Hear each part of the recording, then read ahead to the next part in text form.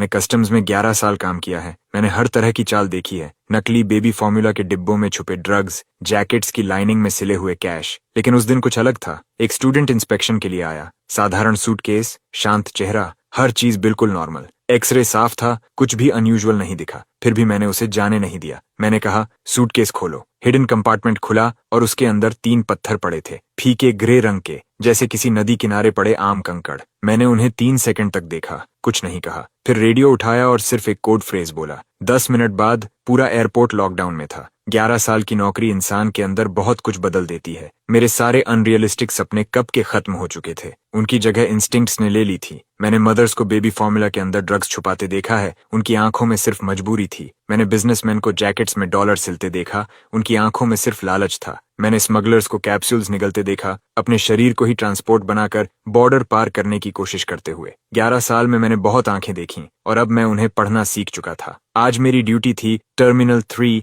International arrivals पर, counter 6। दोपहर के 3 बजे। भीड़ लगातार चल रही थी। तभी एक युवा लड़का सिल्वर सूटकेस लेकर मेरे सामने आया। साधारण सा लड़का, white T shirt, jeans, black framed glasses, बिल्कुल स्टूडेंट जैसा। उसने पासपोर्ट आगे बढ़ाया। कवर बिल्कुल नया था। मैंने खोला। लियो, उम्र 21 साल, कंट्री एच से स्टडीज पूरी करके लौट रहा था। मैंने कहा, वेलकम होम। उसने मुस्कुराकर जवाब दिया, थैंक यू। मैंने कहा, 1 मिनट सर, आपका लगेज एक्सरे से जाएगा। उसने तुरंत सिर हिलाया। कोई इरिटेशन नहीं, खुद सूटकेस बेल्ट पर रख दिया। सब कुछ बहुत परफेक्ट था, शायद जरूरत से ज्यादा परफेक्ट। एक्सरे मॉनिटर पर मैं देख रहा था। कपड़े, किताबें, कुछ स्नैक्स, रेजर, सब कुछ साफ, कोई सस्पिशियस शेप नहीं। एक्सरे देख रहे वेस्ली ने मुझे ओके साइन दिया, लेकिन मेरी नजर लियो पर थी। उसके चेहरे पर हल्की मुस्कान थी, पर उसका बायां अंगूठा बार बार इंडेक्स फिंगर की दूसरी नकल को रगड़ रहा था। बार बार, लगातार। मैंने ये सिग्नल पहले भी देखा था। मुस्कान बाहर की, डर अंदर का। मैंने कहा, सर, आपका लगेज क्लियर है, लेकिन इसे खोलिए। वेस्ली एक पल के लिए रुक गया। लियो का हाथ सूटकेस पकड़ने से पहले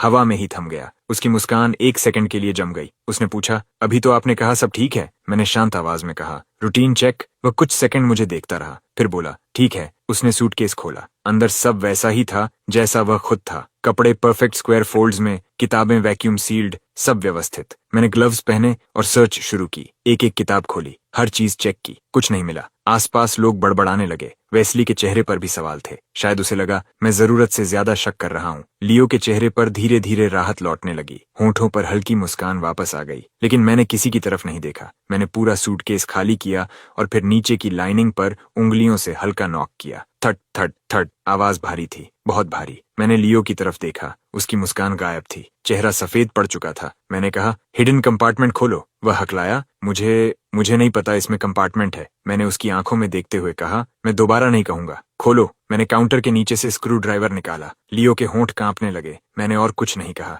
स्क्रू ड्राइवर सीम में घुसाया और जोर लगाया। क्लिक, पैनल खुल गया। एक पतली दरार बनी और उसके अंदर से मिट्टी और मशीन ऑयल की हल्की गंध बाहर आई। मैंने पैनल खींचकर अलग कर दिया। अंदर फोम की लेयर थी, उसमें 3 स्लॉट्स बने हुए थे और उन्हीं स्लॉट्स में रखे थे 3 पत्थर, फीके ग्रे, खुरदरे, अनियमित किनारों वाले, बिल्कुल नदी किनारे मिलने वाले साधारण पत्थर जैसे। वेस्ली झुककर देखने लगा। उसने कहा, पत्थर? इतने ड्रामे के लिए पत्थर? आसपास लोग फुसफुसाने लगे। लियो की सारी ताकत जैसे खत्म हो चुकी थी। वह काउंटर से टिक गया, हाँफते हुए उन पत्थरों को घूर रहा था। उसकी आंखों में कुछ था, डर, या शायद उससे भी ज्यादा कुछ। मैंने उसकी तरफ नहीं देखा। मेरी नजर सिर्फ उन पत्थरों पर थी। मैं उन्हें 3 सेकंड तक देखता रहा। फिर मैंने उनमें से एक उठाया। वह छूने में ठंडा था, उम्मीद से ज्यादा भारी। सतह खुरदरी थी और उस पर सूखी मिट्टी के निशान अब भी लगे हुए थे। मैंने पत्थर को उठाकर अपनी आंखों के सामने किया। ऊपर लगी तेज सफेद लाइट के नीचे उसे अलग अलग एंगल्स से घुमाने लगा और फिर एक खास एंगल पर, इतना छोटा कि शायद कोई और देख भी न पाता, पत्थर की सतह पर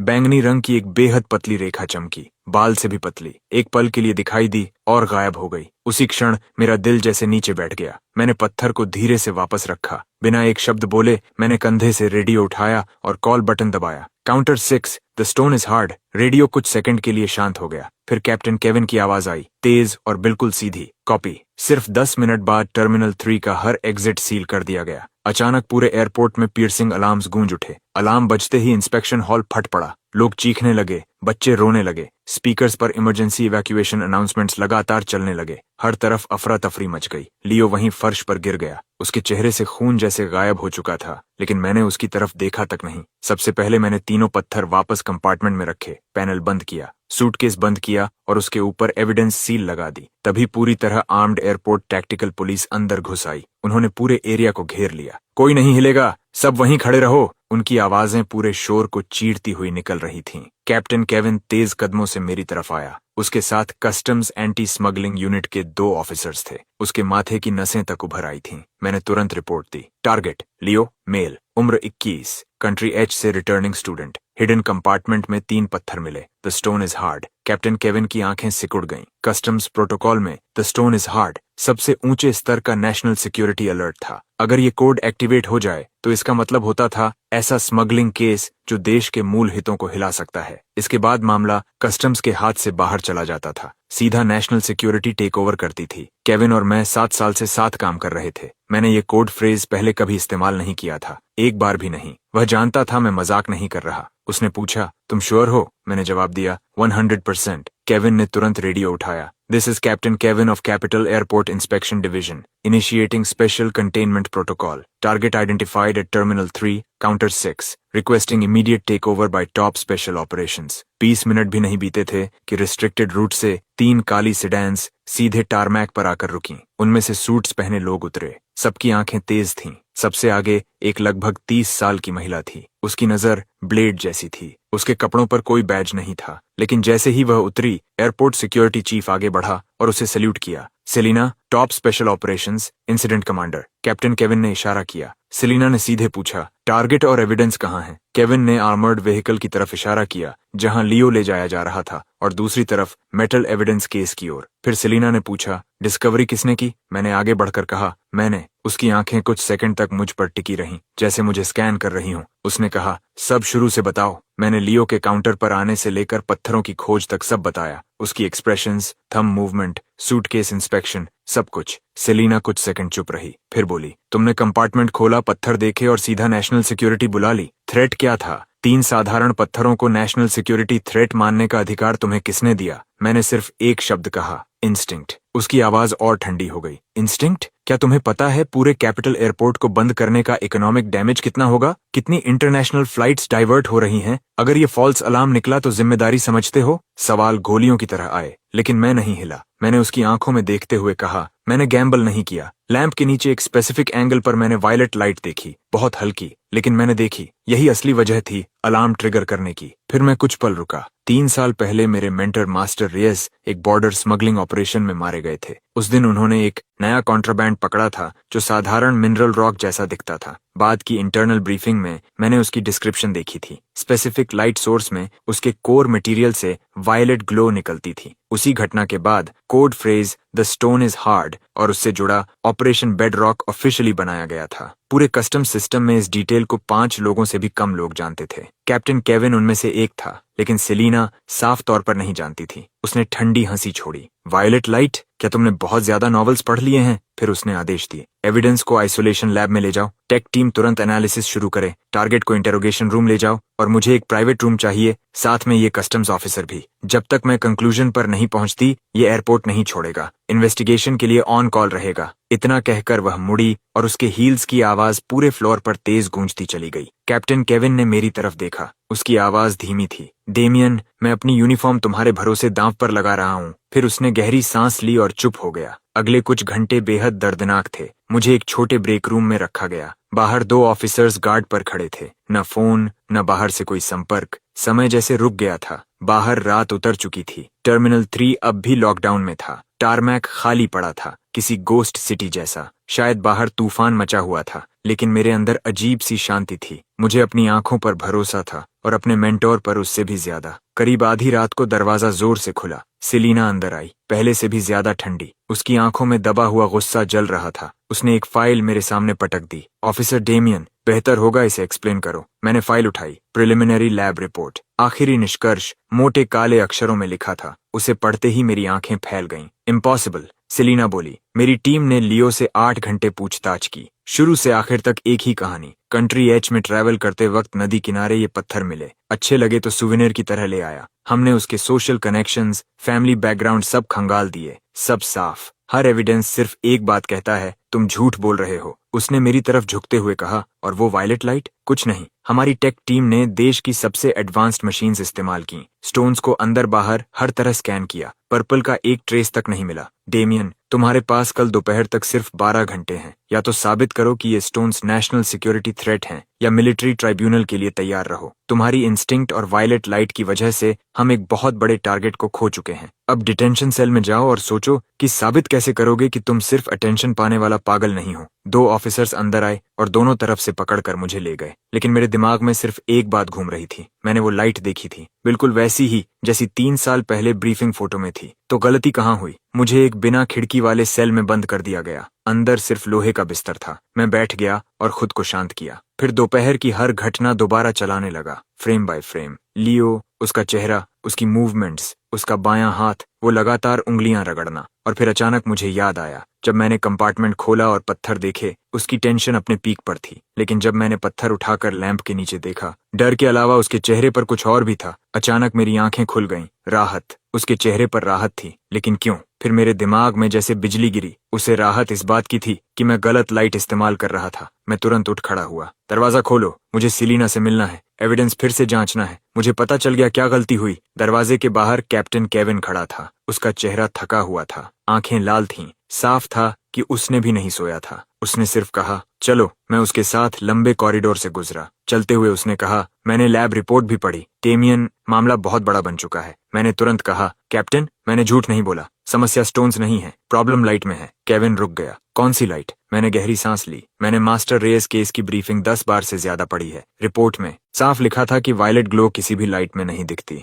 सिर्फ एक specific narrow band light source पर रिएक्ट करती है। वो वेवलेंथ उस समय हमारी कंट्री के क्लासिफाइड एक्सपेरिमेंट का हिस्सा थी, पूरी तरह सीक्रेट ऑप्टिकल फ्रीक्वेंसी। कोई नॉर्मल डिटेक्शन इक्विपमेंट उसे ट्यून नहीं कर सकता। इसलिए सबको सिर्फ 3 बेकार पत्थर दिखाई दिए। कैप्टन केविन वहीं रुक गया। वह घूमा और सीधा मेरी आंखों में देखने लगा। कितने श्योर हो? मैंने बिना एक पल गंवाए कहा, 100%। केविन कुछ सेकंड तक चुप रहा। फिर उसने एन्क्रिप्टेड फोन निकाला और दोबारा सिक्योर लाइन मिलाई। इस बार उसने कुछ नहीं जोड़ा, सिर्फ मेरी बात वर्ड बाय वर्ड दोहरा दी। और दूसरी तरफ अचानक पूरी खामोशी छा गई। फिर लंबी खामोशी के बाद सेलिना की बर्फ जैसी ठंडी आवाज सुनाई दी, उसे एक मौका दो, मैं आइसोलेशन लैब में मिलती हूँ। आइसोलेशन लैब के अंदर हवा इतनी भारी थी जैसे उसे महसूस किया जा सकता हो। तीनों पत्थर सफेद वर्कबेंच पर रखे थे। व्हाइट लैब कोट्स पहने टेक्नीशियंस एक तरफ खड़े थे। उनकी आंखों में शक और तिरस्कार साफ दिखाई दे रहा था। सेलिना कमरे के कोने में खड़ी थी, हाथ बांधे हुए। डेमियन, शुरू करो, मैंने सीधा कहा। मुझे एक ट्यूनेबल लेजर एमिटर चाहिए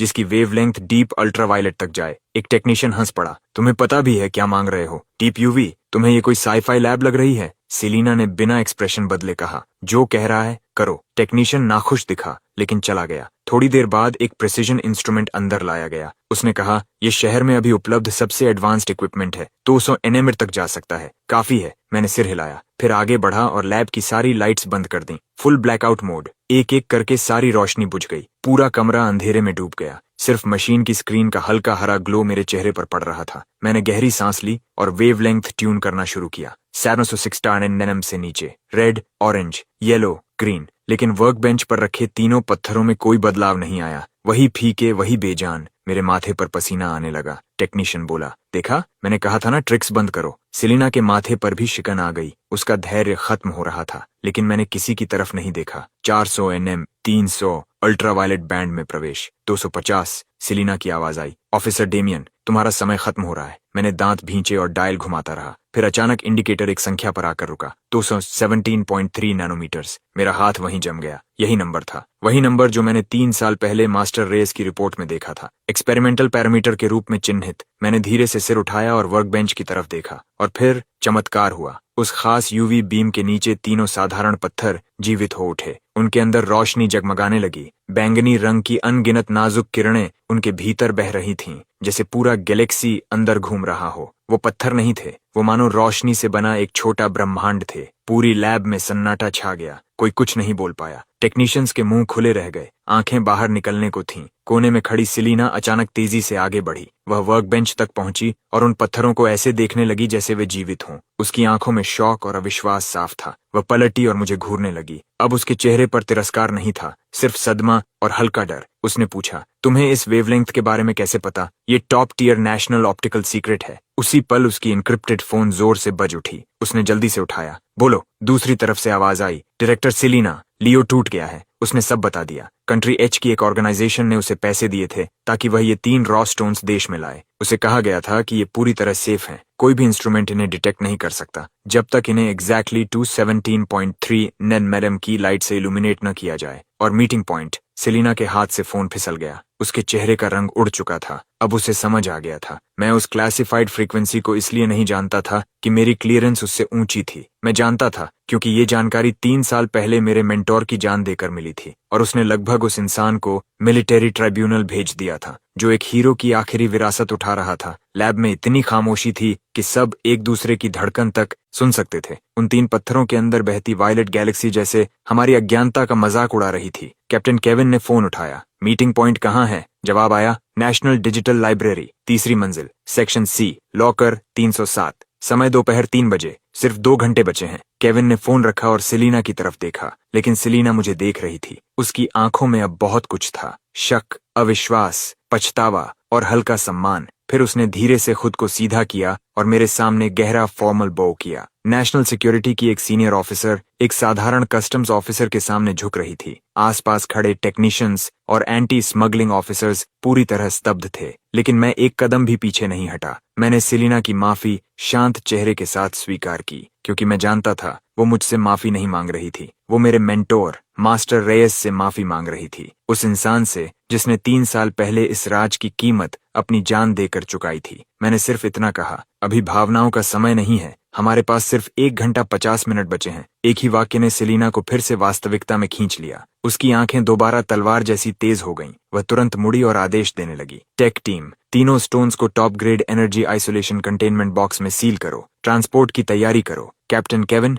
मुझे आपके सबसे अच्छे इंस्पेक्शन ऑफिसर्स चाहिए। कॉम्स, ट्रैफिक कमांड सेंटर से कनेक्ट करो। एयरपोर्ट से नेशनल डिजिटल लाइब्रेरी तक पूरा ग्रीन कॉरिडोर चाहिए। रास्ते की हर ट्रैफिक लाइट ग्रीन होनी चाहिए। एक्शन टीम, 1 मिनट में नीचे रिपोर्ट करो। Target, national Digital library. कुछ देर पहले की हार और शक गायब हो चुके थे। उनकी जगह आने वाली लड़ाई का एड्रेनलिन ले चुका था। फिर उसने मेरी तरफ देखा। Officer Damien, special investigation act के तहत मैं बेडरॉक टास्क फोर्स की डायरेक्टर होने के नाते तुम्हें इस केस का स्पेशल एडवाइजर नियुक्त करती हूँ। अब से ऑपरेशन का हर कदम तुम्हारे साथ होगा। तुम्हारा जजमेंट सीधे मेरे फैसलों को प्रभावित करेगा। कोई ऑब्जेक्शन? मैंने बिना रुके कहा, नन। सेलिना ने सिर हिलाया। अच्छा, मूव आउट। सिर्फ 5 मिनट बाद 3 काली सेडान्स और 2 कस्टम्स असॉल्ट व्हीकल्स का कॉन्वॉय एयरपोर्ट के रिस्ट्रिक्टेड रूट से गरजता हुआ बाहर निकला। सायरन्स पूरे शहर को चीर रहे थे, जैसे कोई काली तलवार शहर के बीच से गुजर रही हो। मैं मिडिल कार की बैक सीट में बैठा था। बाईं तरफ सेलिना थी, दाईं तरफ कैप्टन केविन। कार के अंदर का माहौल दम घोंटने जैसा था। सेलिना इनक्रिप्टेड टैबलेट में तेजी से फाइल्स स्क्रॉल कर रही थी। लियो ने सब कबूल लिया।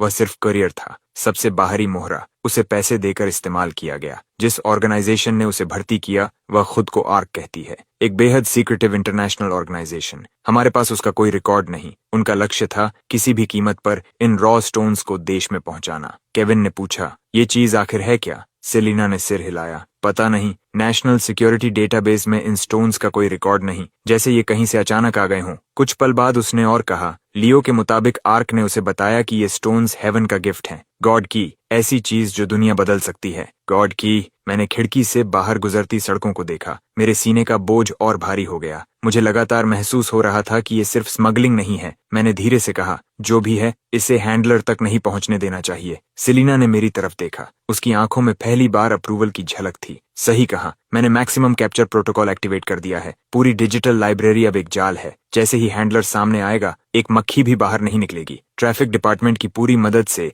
1 घंटे का रास्ता सिर्फ 30 मिनट में तय हुआ। दोपहर 2:10 पर कॉन्वॉय नेशनल डिजिटल लाइब्रेरी के साइड एंट्रेंस पर रुका। दरवाजे खुलते ही दर्जनों नेशनल सिक्योरिटी टैक्टिकल ऑपरेटिव्स बाहर निकले, काले कॉम्बैट गियर में, पूरी तरह आर्म्ड।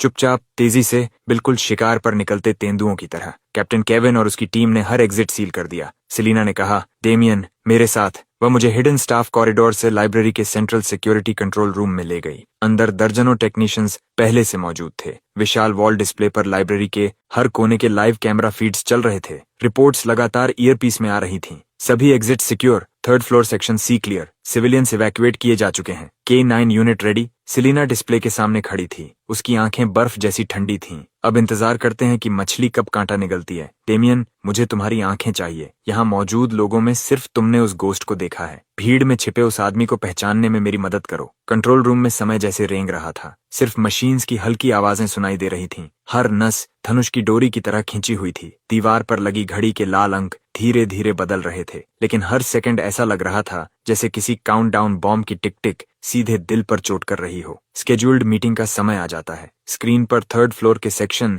सी का एंट्रेंस पूरी तरह खाली था। एक भी इंसान नहीं। टारगेट दिखाई नहीं दिया। सभी टीम्स अलर्ट रहें। रिलैक्स मत होना। उसके चेहरे पर घबराहट नहीं थी, लेकिन रेडियो पकड़ने वाली उंगलियों के नकल्स हल्के सफेद पड़ चुके थे। उसकी टेंशन साफ दिख रही थी। मैं भी स्क्रीन को घूर रहा था। हैंडलर आखिर आएगा कैसे? शार्प सूट पहने किसी आदमी की तरह, या किसी साधारण क्लीनर की तरह, या शायद वो आए ही ना और किसी अनजान सिविलियन को रिमोटली यूज करके हैंड ऑफ पूरा करवा दे। मैं खुद को हैंडलर की जगह रखकर हर पॉसिबिलिटी दिमाग में चलाता हूँ। टाइम आगे बढ़ता रहता है। 3:03 PM, फिर भी कुछ नहीं। डायरेक्टर सेलिना, क्या टारगेट आने वाला नहीं? चुप। लियो की गिरफ्तारी एयरपोर्ट के अंदर हुई थी। न्यूज लीक नहीं हुई। उन्हें नहीं पता कुरियर पकड़ा जा चुका है। वो आएंगे। वो अपनी बात पूरी नहीं करती, लेकिन मैं समझ जाता हूँ। जब तक हैंडलर की मीटिंग की डेफिनेशन हमारी जैसी ना हो। मेरी नजर फर्स्ट फ्लोर लॉबी के फीड्स पर घूमती है। लोग लगातार आ जा रहे थे। व्हाइट हेयर्ड बुजुर्ग, ब्राइट आइड स्टूडेंट्स, बच्चों के साथ पेरेंट्स। सब कुछ इतना नॉर्मल, इतना ऑर्डिनरी लाइफ से भरा हुआ था। अगर मैं हैंडलर होता तो क्या करता?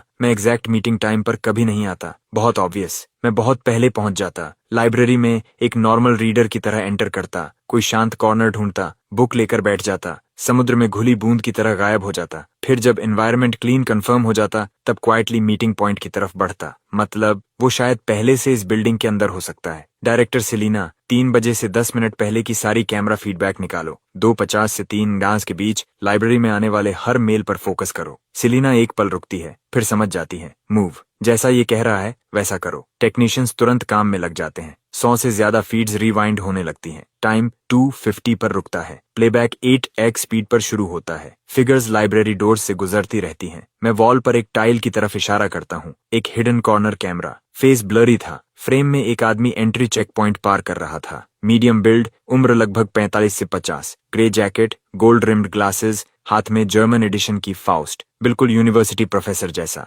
रिसर्च करने आया कोई स्कॉलर। उसका फेस जूम करो, फ्रेम एनलार्ज होती है। एनहांसमेंट के बाद आदमी का चेहरा साफ हो जाता है। एक पूरी तरह ऑर्डिनरी फेस, कोई फीचर नहीं। भीड़ में डालो तो सेकंड में गायब। इसे रन करो। Facial recognition. अभी इसकी पूरी इंफॉर्मेशन चाहिए। नेशनल सिक्योरिटी डेटाबेस चालू हो जाता है। कुछ सेकंड्स बाद रिजल्ट वापस आता है। मिल गया। डायरेक्टर प्रोफेसर चेस, 52 साल, कैपिटल यूनिवर्सिटी में German studies professor, doctoral advisor, family background और सोशल टाइज पूरी तरह क्लीन। रिकॉर्ड पर एक भी दाग नहीं। नेशनल डिजिटल लाइब्रेरी का long term reader pass holder. हफ्ते में 2-3 बार यहाँ आता है। पूरी हैबिट्स रेगुलर। Perfect identity. अभी location, last position, second floor social sciences reading area, aisle K के पास। लाइव फीड मेन स्क्रीन पर डालो। मेन डिस्प्ले पर प्रोफेसर चेस साफ दिखाई देता है। विंडो के पास टेबल पर बैठा चुपचाप पढ़ रहा था। सनलाइट उस पर पड़ रही थी। सामने स्टीमिंग टी का कप। पूरा सीन किसी पेंटिंग जैसा परफेक्ट था। बहुत परफेक्ट। डिस्गाइज जैसा परफेक्ट। यही हमारा आदमी है। क्यों? उसके हाथ देखो। जो स्कॉलर लगातार बुक्स पढ़ता है, उसकी फिंगर्स कैसी होती हैं? सालों तक पेजेस पलटने से इंडेक्स फिंगर और थंब पर फ्रिक्शन की वजह से स्मूथ कैलस बन जाती है। लेकिन उसके हाथ देखो। प्रोफेसर चेस कप उठाकर चाय पीता है। उसकी फिंगर्स लंबी, साफ, फिंगर टिप्स भरी हुई, स्किन स्मूथ, एक भी कैलस नहीं। ये स्कॉलर के हाथ नहीं है। ये ऐसे हाथ हैं जो शायद पेपर बुक्स छूते ही नहीं, शायद पेन तक नहीं पकड़ते। और सामने रखी बुक। मैं स्क्रीन घूरता हूँ। वो लगभग 20 मिनट से बैठा है और एक भी पेज नहीं पलटा। सेलिना की प्यूपिल्स तुरंत सिकुड़ जाती हैं। Sniper team, target lock, second floor social sciences area, seat K17। किसी भी एबनॉर्मल मूवमेंट पर ऑन साइट न्यूट्रलाइजेशन ऑथराइज्ड है। उसी पल स्क्रीन पर मौजूद आदमी जैसे कुछ महसूस कर लेता है। वो बुक बंद करता है और खड़ा हो जाता है। ग्लासेस ठीक करता है, घड़ी की तरफ देखता है और बिना किसी जल्दबाजी के स्टेयरवेल की तरफ चल पड़ता है। Direction, third floor. Control room में मौजूद हर इंसान सांस रोक लेता है। आखिर मछली कांटे पर फंस गई थी। प्रोफेसर चेस बिल्कुल स्टेडी कदमों से चल रहा था, रिलैक्स्ड पॉस्चर, जैसे कोई रीडर बुक पढ़कर थक गया हो और ऊपर सीनरी बदलने जा रहा हो। स्टेप बाय स्टेप वो सीढ़ियां चढ़ता है और सेकंड और थर्ड फ्लोर के बीच के मोड़ पर गायब हो जाता है। फिर थर्ड फ्लोर स्टेयरवेल फीड पर दोबारा दिखाई देता है। वो थर्ड फ्लोर पर पहुंचता है, सेक्शन सी रीडिंग एरिया और स्टोरेज जोन के जंक्शन पर। क्लियरेंस प्लान के मुताबिक ये पूरा एरिया खाली होना चाहिए था। प्रोफेसर चेस वहीं रुक जाता है और आसपास देखता है। उसकी आंखें खाली कॉरिडोर पर घूमती हैं। चेहरे पर वही जेंटल स्कॉलर वाला एक्सप्रेशन था, लेकिन आंखें बाज जैसी तेज। वो एनवायरनमेंट कंफर्म कर रहा था कि ये सेफ ड्रॉप पॉइंट है, कोई सेफ दिखने वाला ट्रैप नहीं। कंट्रोल रूम में मौत जैसी खामोशी थी। हर किसी की मुट्ठियां बंधी हुई थीं। डर ऐसा कि कोई छोटी सी आवाज भी स्क्रीन वाले आदमी को अलर्ट न कर दे। टाइम जैसे खिंच गया था। हर सेकंड एक सेंचुरी जैसा लग रहा था। आखिर प्रोफेसर चेस संतुष्ट लगता है। वो आगे बढ़ता है और सीधे सेक्शन सी के लॉकर्स की तरफ चलता है। उसका टारगेट बिल्कुल साफ था, लॉकर 307। वो पॉकेट से एक की निकालता है, लेकिन वो नॉर्मल लॉकर की नहीं थी, एक एंटीक ब्रास की, अजीब शेप वाली। वो उसे लॉकर 307 के की होल में डालता है। मूव! सेलिना की आवाज बर्फ टूटने जैसी क्रैक करती है और हर ईयरपीस में गूंज जाती है। उसके शब्द खत्म भी नहीं होते कि पहले खाली पड़े कॉरिडोर से, बुक शेल्व्स के पीछे से, सीलिंग वेंट से 1 दर्जन से ज्यादा काले फिगर्स निकल आते हैं। नेशनल सिक्योरिटी के एलीट ऑपरेटिव्स, शैडोज से पैदा हुए गोस्ट्स, साइलेंट, लाइटनिंग फास्ट। ऊपर से एक स्पेशलाइज्ड इलेक्ट्रोमैग्नेटिक पल्स नेट गिरता है और प्रोफेसर चेस को पूरी तरह घेर लेता है। चारों तरफ से 1 दर्जन बंदूकें उसकी तरफ उठ जाती हैं। ऑपरेशन शुरू होने से लेकर पूरी तरह दबोचने तक आधा सेकंड भी नहीं लगा। प्रोफेसर चेस की पूरी घुमा भी नहीं पाया था। उसका एक्सप्रेशन फ्रीज हो जाता है। जेंटल स्कॉलर वाला मास्क एक पल में टूट जाता है और उसकी जगह इंटेंस शॉक और अजीब सी मुस्कान ले लेती है। हाँ, वो मुस्कुरा रहा था। दर्जनों गन सिर पर होने के बावजूद वो मुस्कुरा रहा था। प्रोफेसर चेस, आप गिरफ्तार हैं। प्रोफेसर चेस उसकी तरफ देखता तक नहीं। उसकी नजर सबको पार करके सीधे मेरे चेहरे पर आ टिकती है।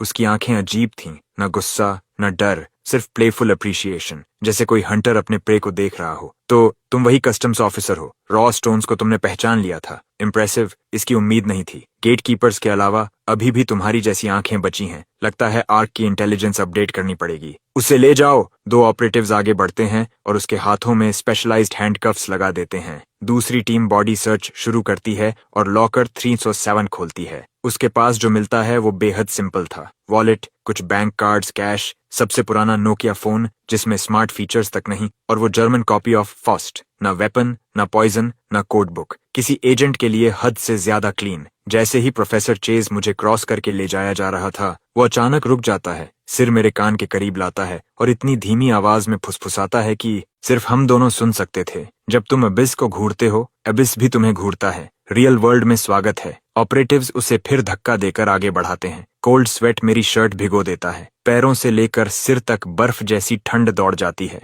ये आदमी मुझे जानता है। वो यहाँ हैंड ऑफ के लिए नहीं आया था। लाइब्रेरी में एंटर करने के पल से शायद उसका टारगेट मैं था। ये एक ट्रैप था, एक डेथ ट्रैप मेरे लिए। लेकिन अब बहुत देर हो चुकी थी। जैसे ही प्रोफेसर चेस का शरीर एलिवेटर में धकेला जाने वाला होता है, उसकी गर्दन अचानक ऐसे एंगल पर मुड़ती है जैसा इंसानी शरीर कर ही नहीं सकता। हड्डी टूटने की तेज क्रैक। उसने खुद अपनी गर्दन तोड़ ली। उसका शरीर सीधा जमीन पर गिर जाता है और चेहरे पर वही जीत वाली मुस्कान जमी रहती है। सब कुछ पलक झपकते हो गया। हर कोई स्टन्ड था, डेड। और ऐसे ही हमारी इकलौती लीड ने सबके सामने अपनी जान ले ली। इतनी एब्सोल्यूट रिजॉल्व के साथ, इतने इम्पॉसिबल तरीके से। पूरा सीन मौत जैसी खामोशी में डूब गया। बुक चेक करो। अचानक मेरे दिमाग में कुछ क्लिक करता है। मैं एविडेंस बैग से फाउस्ट निकालता हूँ और पागलों की तरह पेजेस पलटने लगता हूँ। कोई हिडन कंपार्टमेंट नहीं, कोई मार्किंग्स नहीं, बस एक ऑर्डिनरी प्रिंटेड बुक। लेकिन जैसे ही मैं आखिरी पेज पर पहुंचता हूँ, मेरी प्यूपिल्स सिकुड़ जाती हैं। कॉपीराइट पेज के नीचे पब्लिकेशन डेट के पास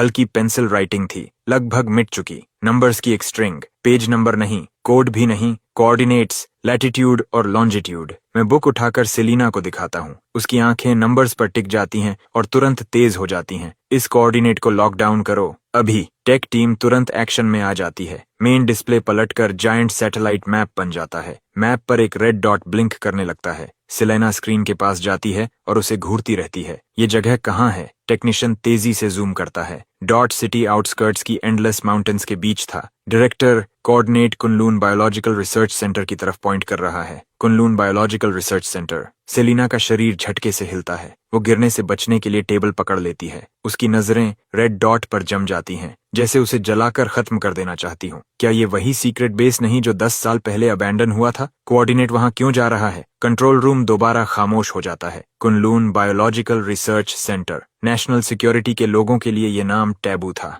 सील्ड सीक्रेट्स, नेशन के सबसे क्लासिफाइड एक्सपेरिमेंट्स, वो चीजें जिनका नाम कोई नहीं लेता। 10 साल पहले अचानक डिजास्टर के बाद उस बेस को ऑफिशियली अबैंडन्ड घोषित कर दिया गया था। उससे जुड़ी हर फाइल हाईएस्ट लेवल क्लासिफिकेशन में परमानेंटली सील कर दी गई थी। नाम तक लेना बंद। और अब प्रोफेसर चेज मरने से पहले आखिरी क्लू वहीं छोड़ गया था। मैं मैप पर माउंटेन्स से घिरे उस रेड डॉट को घूरता हूँ। मेरा इंस्टिंक्ट चिल्ला रहा था, ये हमारी सोच से कहीं ज्यादा गहरा है। सेलिना की आंखें फिर शार्प हो जाती हैं, लेकिन इस बार उनमें डाउट नहीं था, सिर्फ ट्रस्ट। डेमियन, 3 साल पहले वाला मिशन याद है जब तुम्हारे मेंटोर मास्टर रेस मारे गए थे? इंटरसेप्टेड कॉन्ट्राबैंड के रिपोर्ट में ओरिजिन के बारे में क्या कहा गया था? मैं कुछ पल सोचता हूँ। ऑफिशियल रिपोर्ट कहती थी शिपमेंट फॉरेन सीक्रेट चैनल से आया था, लेकिन इंटरनल ब्रीफिंग में मास्टर रेयस ने कहा था कि इंटेलिजेंस फ्रैगमेंट्स के हिसाब से शिपमेंट का फाइनल डेस्टिनेशन कुन माउंटेन रेंज के आसपास का सीक्रेट बेस था। मेरे शब्द खत्म होते ही सेलिना का चेहरा पूरी तरह बदल जाता है। कमांड, मैं बेडरॉक टास्क फोर्स की डायरेक्टर सेलिना बोल रही हूँ। Highest level emergency response activate करो। Target Kunlun biological research centre.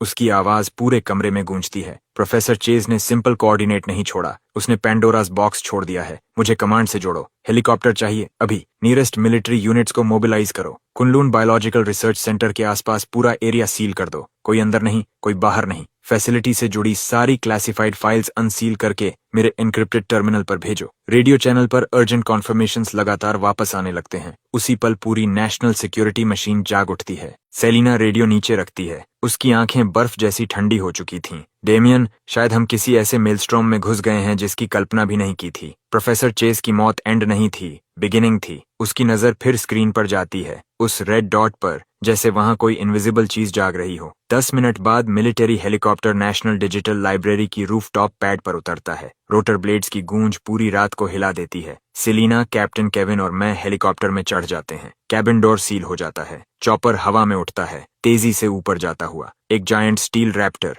जो रात को चीरता हुआ सिटी आउटस्कर्ट्स के कुनलून रेंज की तरफ उड़ रहा था। बाहर नाइट विंड चीख रही थी। कैबिन के अंदर बैठा मैं नीचे शहर की दूर होती लाइट्स देख रहा था, लेकिन मेरा दिल और भारी होता जा रहा था। जब तुम अबिस को घूरते हो, एबिस भी तुम्हें घूरता है। रियल वर्ल्ड में स्वागत है। आखिर ये रियल वर्ल्ड क्या छुपा रहा है? कुन biological research centre, raw stones, मेरे मेंटोर की मौत। आखिर ये सब एक दूसरे से कैसे जुड़े हैं? मैं गहरी सांस लेता हूँ और अपनी मुट्ठियां कस लेता हूँ। आगे जो भी हो, मैं उसे खींचकर रोशनी में लाऊंगा। हेलीकॉप्टर अंधेरी रात को चीरते हुए उड़ता रहता है। लगभग 40 मिनट बाद हम कुन बायोलॉजिकल रिसर्च सेंटर के ऊपर पहुंचते हैं। ऊपर से देखने पर ये माउंटेन्स के बीच छुपा एक विशाल कॉम्प्लेक्स था। बीचों बीच फोर्ट्रेस जैसी ग्रे कंक्रीट बिल्डिंग खड़ी थी। चारों तरफ ऊंची वॉल्स, ऊपर रेजर वायर और सर्वेलेंस कैमरास। पूरा बेस डेंस फॉरेस्ट और जैगेड पीक्स के नीचे छिपा हुआ था। अगर पहले से इसकी जानकारी ना हो तो कोई कभी अंदाजा भी नहीं लगा सकता था कि यहाँ कुछ मौजूद है। हेलीकॉप्टर बेस के बाहर एक क्लीयरिंग में उतरता है।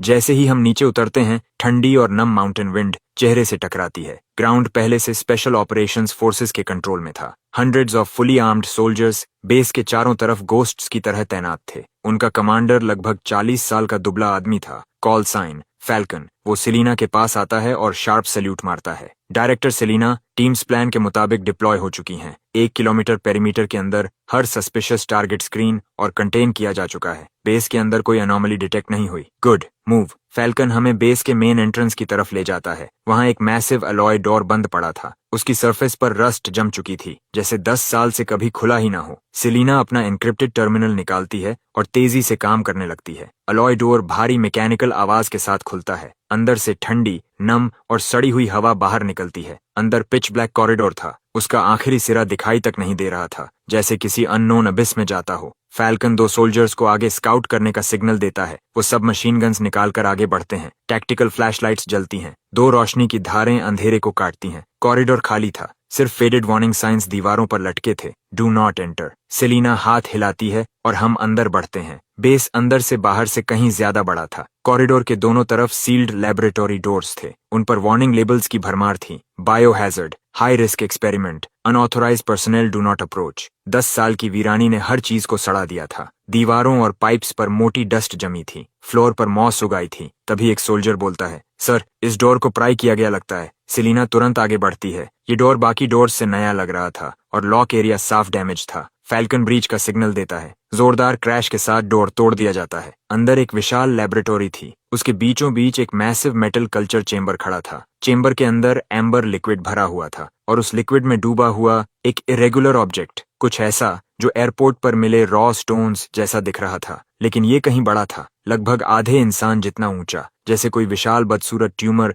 शांति से फ्लूइड में तैर रहा हो। उसके चारों तरफ डेंस ट्यूब्स और केबल्स जुड़े हुए थे जो एक जायंट कंट्रोल कंसोल तक जा रहे थे। कंसोल स्क्रीन्स पेल ग्रीन ग्लो दे रही थीं। उन पर कॉम्प्लेक्स बायोलॉजिकल डेटा और एनर्जी रीडिंग्स चल रही थीं। ये क्या है? Raw stone? के जिंदा है? मेरी आंखें चेंबर के अंदर मौजूद जायंट स्टोन पर टिक जाती हैं। वो स्थिर नहीं था, उसकी सरफेस हिल रही थी, हल्की लहरों जैसी, जैसे वो सांस ले रहा हो। फैल्कन तुरंत आदेश देता है, इस लैब को अभी लॉकडाउन करो, कोई पास नहीं जाएगा। एयर, वाटर और सॉइल टेस्ट शुरू करो। बायोहैजर्ड लीक है या नहीं पता करो। Move. Biochemical detection team suit पहनकर अंदर घुसती है। सेलिना कंसोल तक जाती है और तेजी से काम करने लगती है। वो एनक्रिप्टेड टर्मिनल को कंसोल से कनेक्ट करती है। मैसिव क्लासिफाइड डेटा ट्रांसफर शुरू हो जाता है। कुछ देर बाद रिपोर्ट आती है, डायरेक्टर रिजल्ट्स आ गए। एयर, वाटर, सॉइल सब नॉर्मल हैं, लेकिन लैब के अंदर एनर्जी फ्लक्चुएशंस एक्सट्रीम हैं, जैसे कोई हाई आउटपुट न्यूक्लियर रिएक्टर लगातार पावर जनरेट कर रहा हो। न्यूक्लियर रिएक्टर एक रॉ स्टोन रिएक्टर लेवल की एनर्जी जनरेट कर रहा है। सेलिना अचानक कंसोल से सीधी खड़ी हो जाती है। उसकी आंखें फिर चेंबर की तरफ घूमती हैं, भारी और गंभीर। यही प्रोफेसर चेस का असली टारगेट था। वो 3 छोटे रॉ स्टोन्स चुराने नहीं आया था, वो यहाँ इस बड़े वाले को एक्टिवेट करने आया था। मेरा दिमाग एक पल के लिए खाली हो जाता है।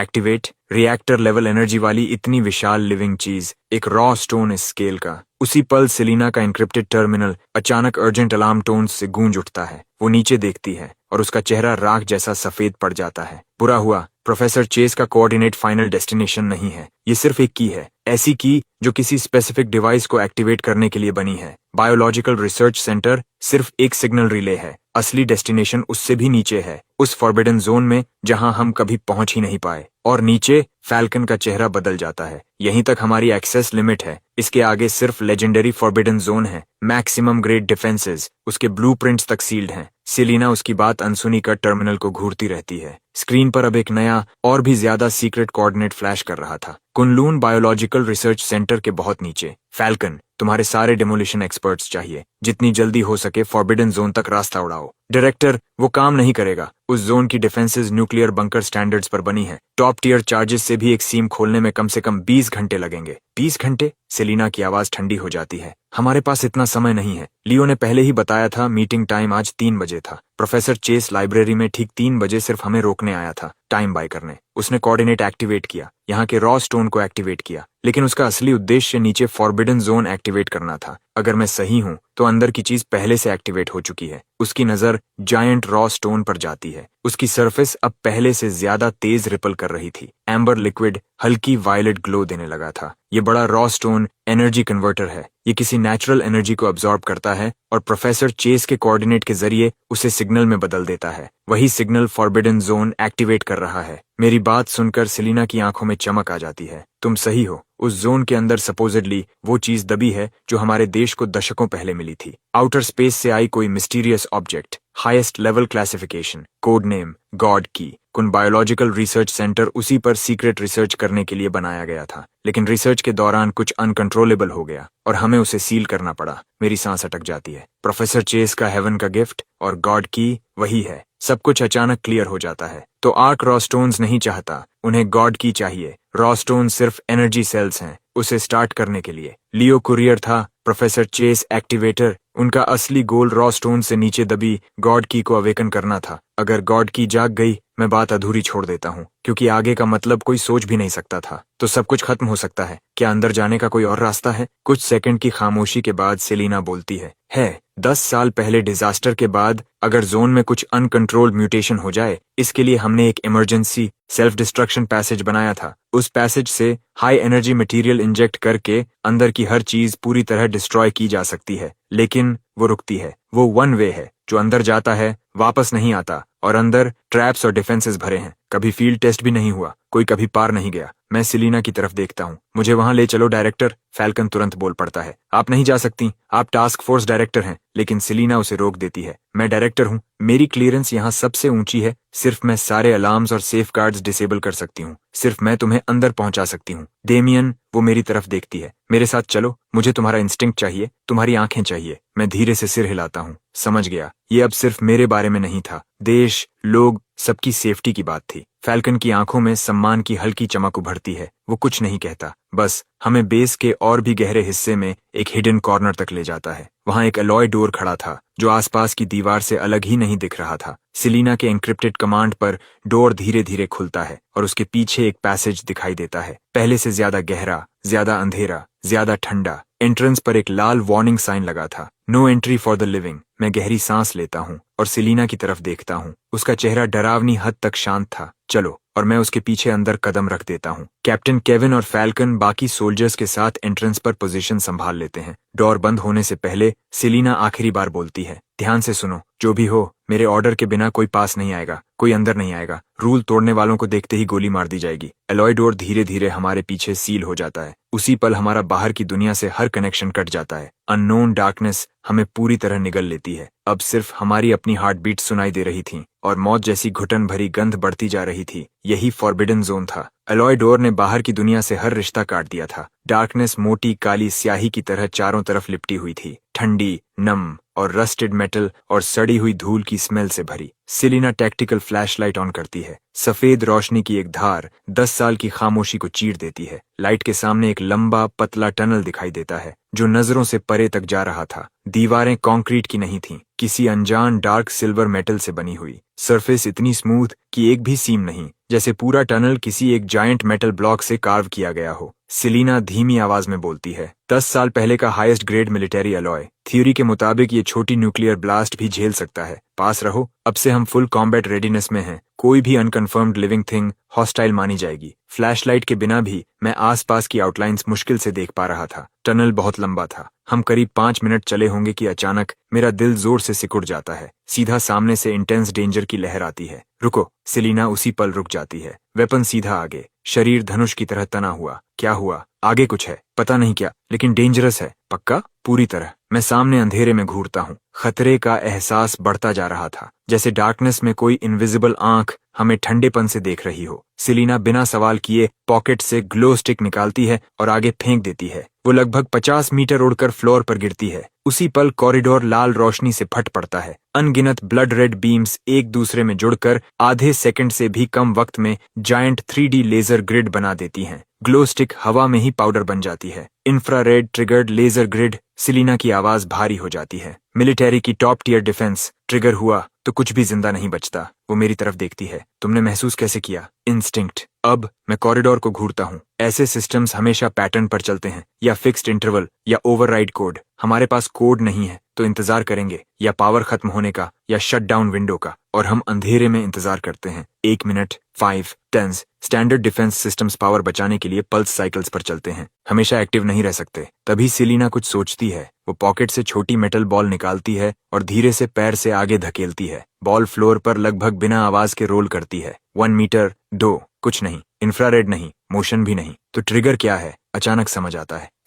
Sound trigger. ग्लो स्टिक गिरते वक्त हल्की आवाज हुई थी, लेकिन ये बॉल सॉलिड है, आवाज लगभग नहीं। सिलीना की प्यूपिल्स सिकुड़ जाती हैं। वो हाथ उठाकर साइलेंस सिग्नल देती है, फिर आगे इशारा करती है। मीनिंग साफ था। अब से कोई आवाज नहीं, सांस नहीं, हार्ट बीट तक नहीं। लगभग इम्पॉसिबल। हमारी आंखें मिलती हैं और दोनों को एक ही चीज दिखती है, रिजॉल्व। 2 गोस्ट्स की तरह हम धीरे, बहुत धीरे किलिंग जोन में कदम रखते हैं। जब आखिर मैं जोन के बाहर निकलता हूँ, मेरी कॉम्बैट गियर पूरी तरह पसीने से भीग चुकी थी। हम बच गए थे, लेकिन राहत लेने का वक्त नहीं मिला। कॉरिडोर के आखिर में एक डोर दिखाई देता है, अलॉय डोर, थोड़ा खुला हुआ। गैप से सिकली पेल लाइट बाहर निकल रही थी। सिलीना और मैं एक दूसरे को देखते हैं। वो टैक्टिकल साइन देती है। वो ब्रीच करेगी, मैं कवर। हम दोनों वॉल से चिपक कर आगे बढ़ते हैं। दिल फिर गले तक आ चुका था। सिलीना जोर से डोर पर किक मारती है। डोर खुलता है। वो रोल करते हुए अंदर घुसती है और मैं उसके ठीक पीछे। लेकिन जैसे ही हम अंदर का दृश्य देखते हैं, हम दोनों पूरी तरह जम जाते हैं। ये एक विशाल सर्कुलर सेंट्रल कंट्रोल चेंबर था,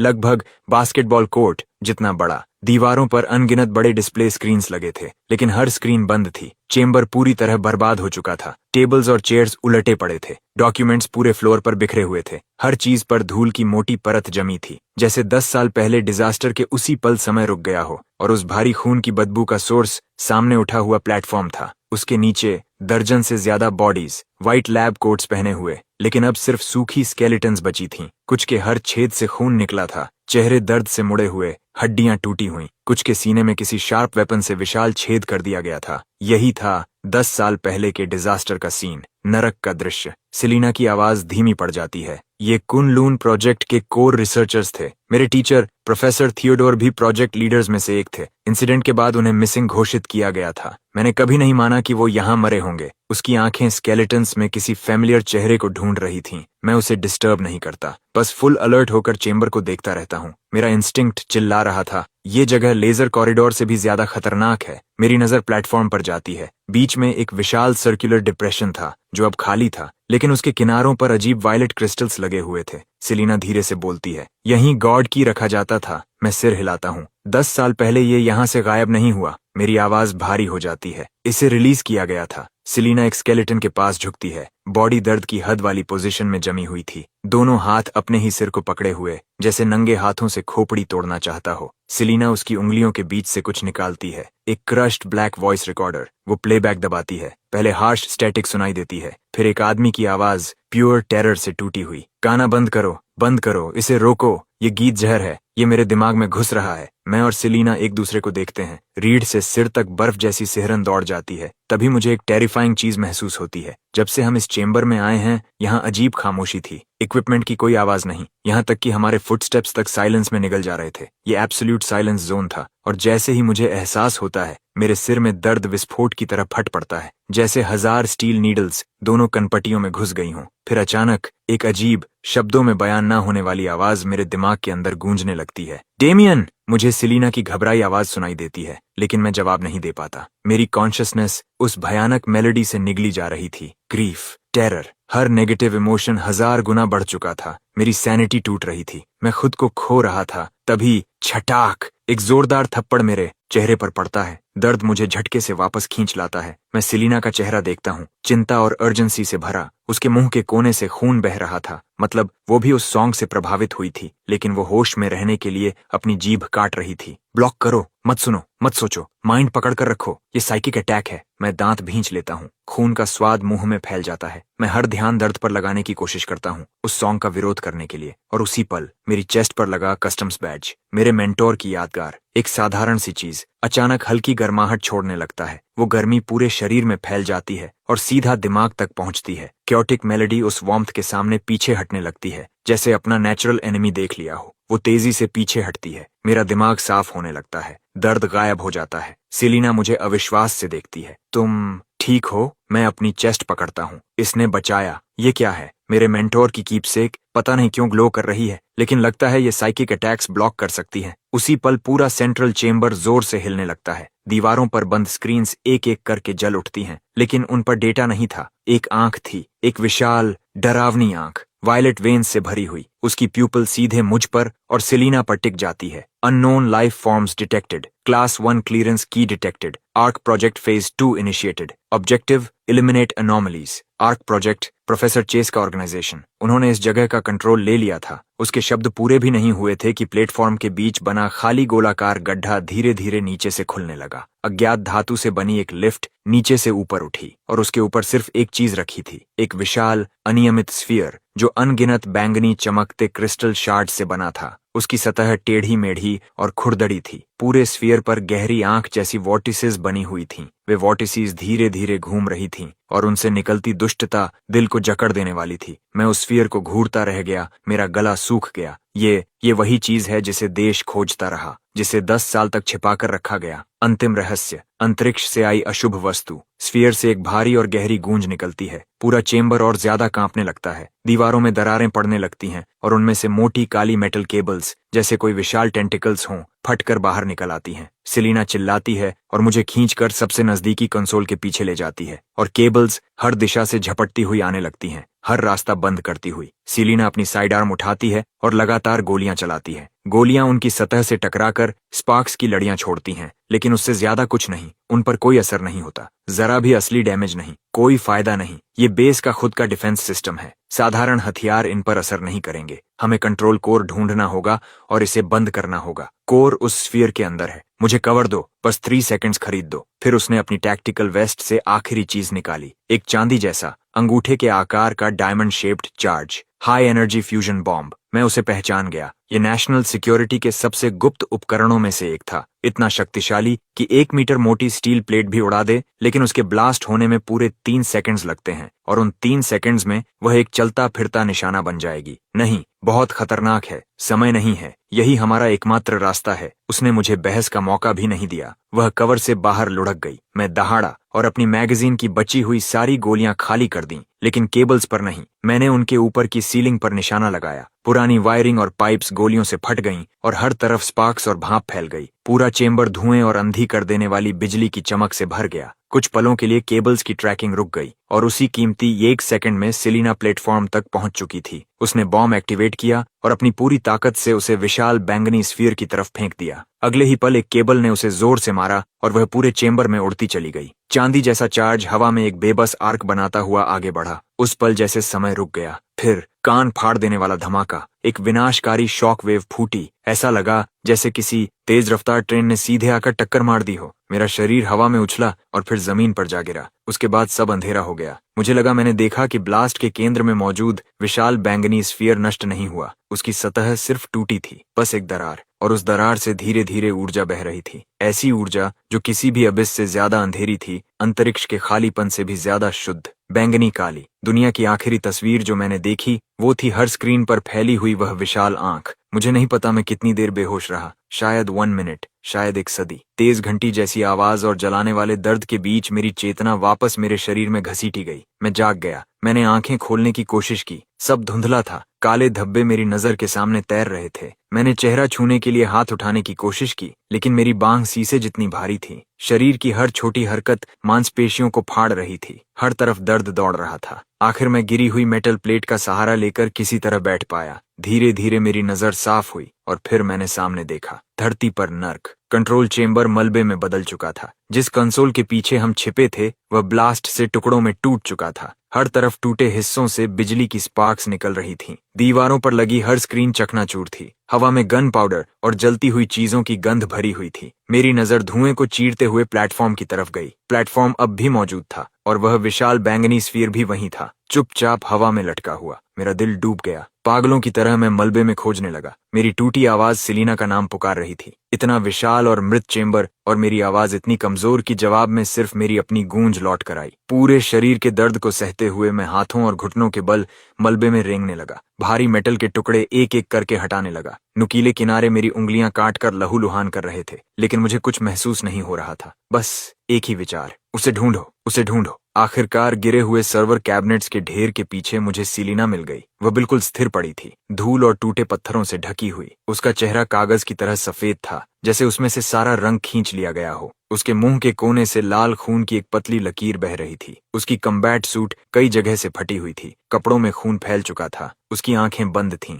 वह हिल नहीं रही थी। ऐसा लग रहा था जैसे वह सांस भी नहीं ले रही हो। मैं कांपते हुए हाथ आगे बढ़ाता हूँ और अपनी उंगलियां उसकी नाक के पास ले जाता हूँ। सांस बहुत हल्की, मुश्किल से महसूस होने वाली। वह जिंदा थी। मैं सावधानी से उसके ऊपर पड़ा मलबा हटाता हूँ और उसे बाहर निकालता हूँ। उसका शरीर हल्का और ठंडा था। मैं अपना कान उसकी छाती पर लगाता हूँ और फिर सुनता हूँ। धड़कन बेहद कमजोर लेकिन जिद्दी, शब्दों से भी ज्यादा जिद्दी। मैं उसके घाव देखने लगा। हालत बहुत गंभीर थी। मैं अपने कपड़े की एक अपेक्षाकृत साफ स्लीव फाड़ता हूँ और घाव पर कस कर दबाता हूँ, लेकिन ये काफी नहीं था। कुछ ही पलों में खून कपड़े से बाहर रिसने लगा। अगर ऐसा चलता रहा तो वह खून बहने से मर जाएगी। मैं क्या करूं? यहाँ कोई मेडिकल इक्विपमेंट नहीं। हम इस अभिशप्त सील बंद गड्ढे में फंसे हुए हैं, दुनिया से कटे हुए। तभी अचानक मेरी छाती पर लगा कस्टम्स बैज जो मास्टर रेज ने मुझे छोड़ा था, फिर से हल्की गर्म ऊर्जा छोड़ने लगा, जैसे कोई अनजानी ताकत मुझे रास्ता दिखा रही हो। मैंने बैज निकाल लिया और फिर चमत्कार।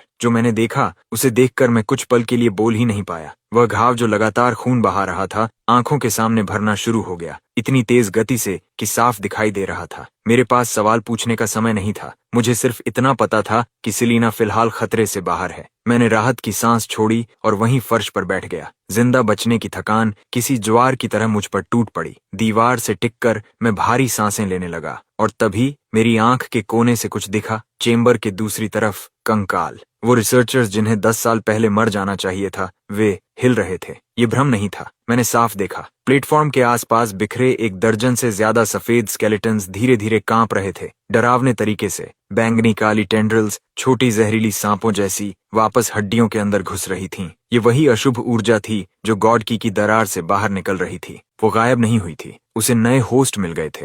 हड्डियों के एक दूसरे से रगड़ने की आवाज पूरे शरीर में सिहरन दौड़ा रही थी। फर्श पर पड़े स्केलेटन्स की हड्डियां जबरदस्ती दोबारा जुड़ रही थीं। वे धीरे धीरे उठ रहे थे। नहीं, वह खड़े होना नहीं था। उनके शरीर इंसानी एनाटॉमी को चुनौती देने वाले आकार में मुड़ रहे थे। उस बैंगनी काली ऊर्जा ने उन्हें खड़ा कर रखा था और फिर उनके ऊपर कुछ उगने लगा। अर्धपारदर्शी क्रिस्टल्स जो अजीब बैंगनी चमक छोड़ रहे थे। कुछ ही सेकंड्स में स्केलेटन्स पूरी तरह बदल गए। अब वे इंसान नहीं लग रहे थे, वे विकृत ह्यूमनॉइड आकृतियों में बदल चुके थे जो बैंगनी क्रिस्टल से बनी थीं। उनके शरीर किसी अजीब पारदर्शी पदार्थ जैसे थे। उनके हाथों में कोई हथियार नहीं था, वे बस चुपचाप खड़े थे। 1 दर्जन से ज्यादा अदृश्य आंखों की जोड़ी अचानक सेलिना और मेरी तरफ मुड़ी। उसी पल मुझे लगा मेरी आत्मा जम गई। ये आखिर है क्या? गॉड की ऊर्जा। उसने शरीरों को दूषित कर दिया है। Purify, eliminate. तो यही उनकी योजना है। वे इस जगह को अपना घोंसला बनाना चाहते हैं। उसके शब्द सुनकर मेरी रीढ़ में ठंड उतर गई। घोंसला? क्या ये क्रिस्टल क्रीचर्स वही नई स्पीसीज थीं जिन्हें आर्क बनाने की कोशिश कर रहा था? और तभी हमारे बात करते करते वे चलने लगे। जो सबसे पास था उसने धीरे धीरे अपनी बांह उठाई और हमारी तरफ इशारा किया। फिर उसका शरीर पिघलने लगा, जैसे किसी मोम की मूर्ति को भयंकर गर्मी में डाल दिया गया हो। वह तेजी से बैंगनी चिपचिपे तरल में बदल गया। वह तरल जमीन पर फैलने लगा और जीवित चीज की तरह हमारी तरफ बहने लगा। उसका उद्देश्य हमला करना नहीं था, वह हमें बदलना चाहता था। सोचने का समय नहीं था। मैंने सेलिना को अपनी पीठ पर उठाया और दौड़ पड़ा। हमारा पीछे हटने का रास्ता बंद हो चुका था। ये जगह एक सील बंद निराशाजनक पिंजरा बन चुकी थी। मैं कहाँ जाऊं? मेरी आंखें टूटे कंसोल्स पर घूमी। ज्यादातर कबाड़ बन चुके थे, लेकिन कोने में दीवार में फंसा एक इमरजेंसी बैकअप टर्मिनल अब भी चालू था। उसकी स्क्रीन अब भी जल रही थी। सेलिना को पीठ पर लादे हुए मैंने अपनी बची हुई सारी ताकत इकट्ठी की और उसकी तरफ भागा। उसे नीचे रखा, दूसरे हाथ से धूल से भरी टच स्क्रीन को तेजी से चलाया और बेस का स्ट्रक्चरल मैप खोलने लगा। आखिरकार स्क्रीन पर 3 डायमेंशनल लेआउट दिखाई दिया और जो मैंने देखा उससे मेरी सांस अटक गई। ये जगह मेरी कल्पना से कहीं ज्यादा जटिल थी। जिस कंट्रोल चेंबर में हम थे उसके नीचे 5 और विशाल स्तर मौजूद थे।